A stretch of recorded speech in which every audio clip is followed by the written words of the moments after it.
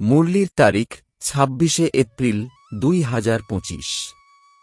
মুরলির শিরোনাম, তোমরা হলে পুরুষোত্তম সঙ্গমযুগীয় ব্রাহ্মণ, তোমরা এখন ঈশ্বরের কোলে এসেছ, তোমরা মানুষ থেকে দেবতায় পরিণত হও, তাই তোমাদের দৈবী গুণও চাই। প্রশ্ন, কোন বিষয়ে ব্রাহ্মণ বাচ্চাদের নিজেদের উপরে অনেক অনেক সাবধানতা অবলম্বন করতে হয় এবং কেন?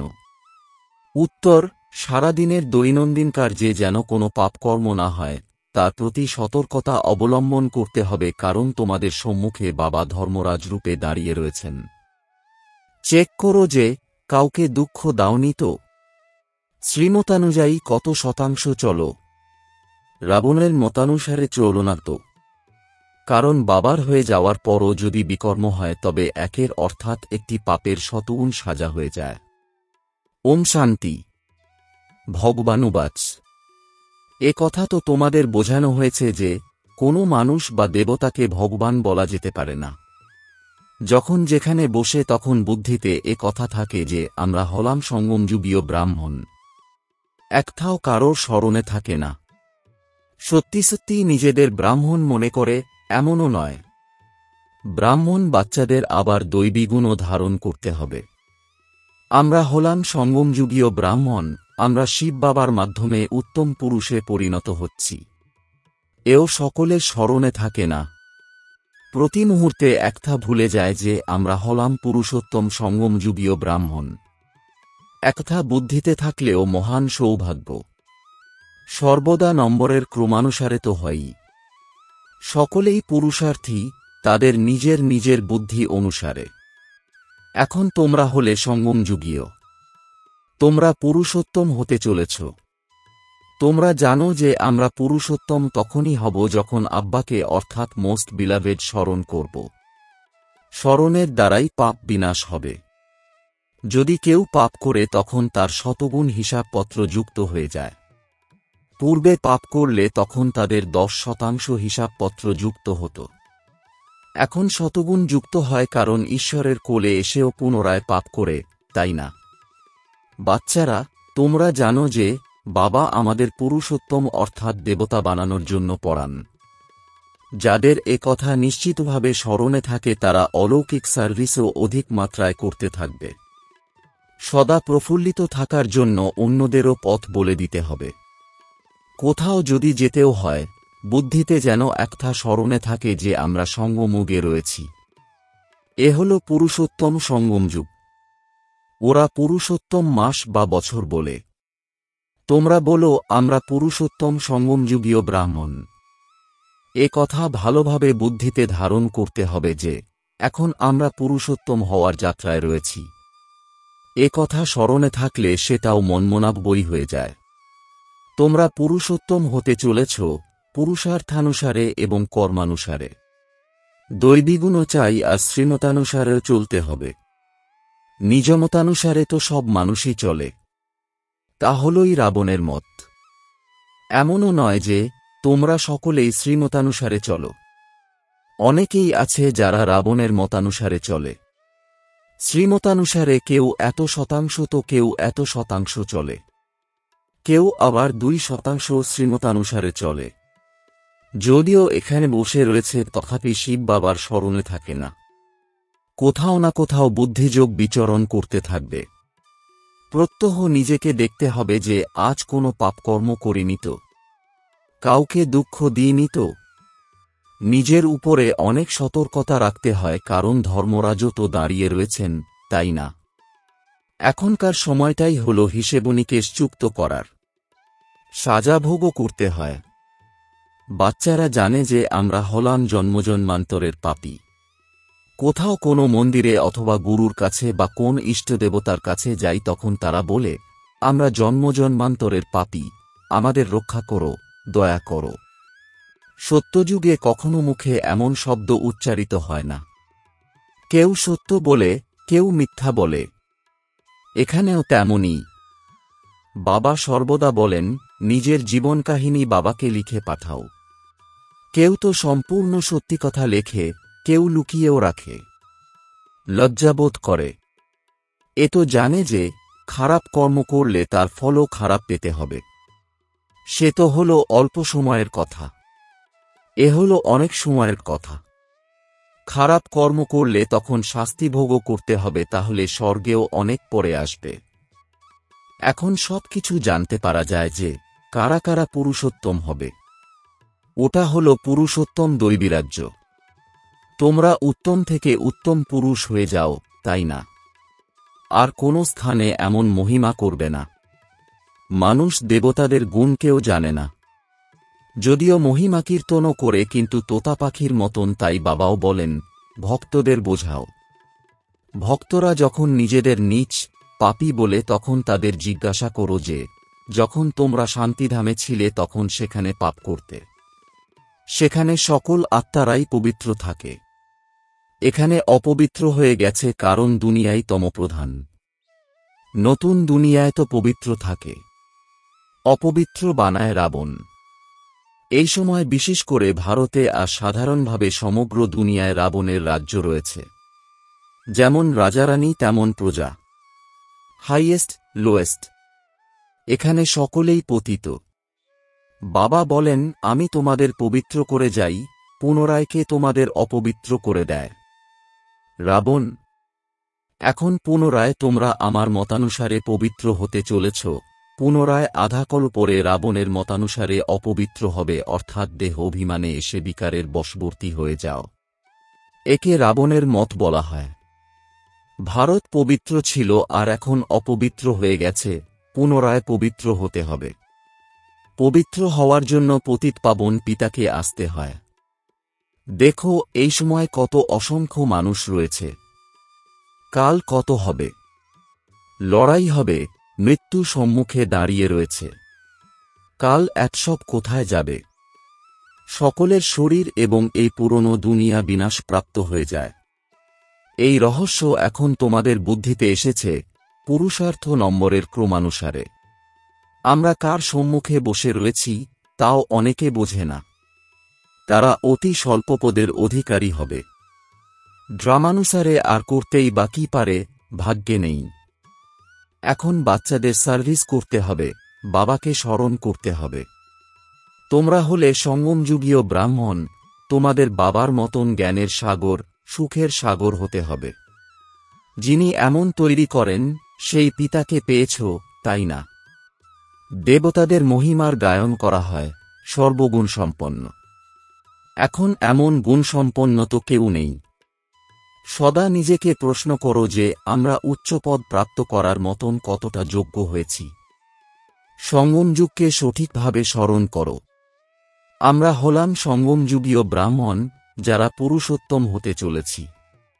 শ্রীকৃষ্ণ তো নতুন দুনিয়ার পুরুষোত্তম, তাই না? বাচ্চারা জানে যে আমরা বাবার সম্মুখে বসে রয়েছি, তাই আরও অধিক মাত্রায় পড়াশোনা করা উচিত। পড়াতেও হবে।